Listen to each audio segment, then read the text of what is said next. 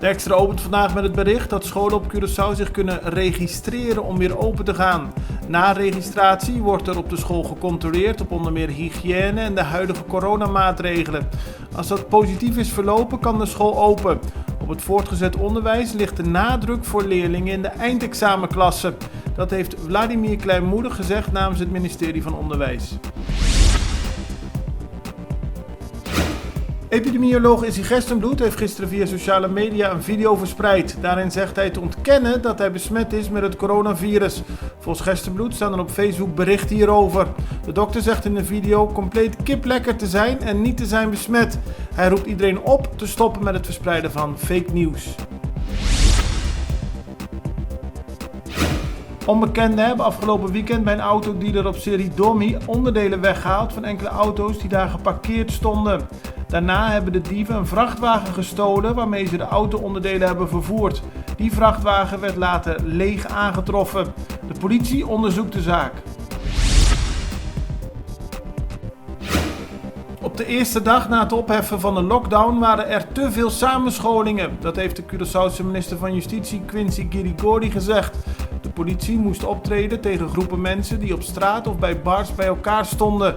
De Heinekenbar op de Krakkersbaiweg moest zelfs 2 keer worden gesloten op 1 dag. Girigori noemt het gedrag van de bevolking onacceptabel. Ook waren er volgens hem opvallend meer verkeersongelukken waarbij alcohol in het spel was.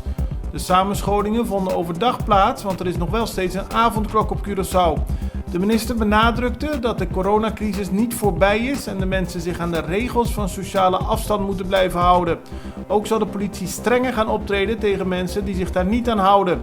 Alle winkels en bars waarvoor samenscholingen zijn, zullen worden gesloten, aldus de minister. Gisteren is een vliegtuig met 50 studenten uit Amerika en Canada op Curaçao aangekomen. Curaçaose studenten zijn direct na aankomst in quarantaine gebracht. Hoewel de overheid ouders had geadviseerd niet naar de luchthaven te komen, waren toch enkele ouders daar naartoe gegaan om in ieder geval de kinderen toe te zwaaien. Er was verder geen contact tussen de studenten en de ouders mogelijk. Minister van Economische Ontwikkeling Giselle McWilliam is heel tevreden over de benefietavond van Giandino Asparaat.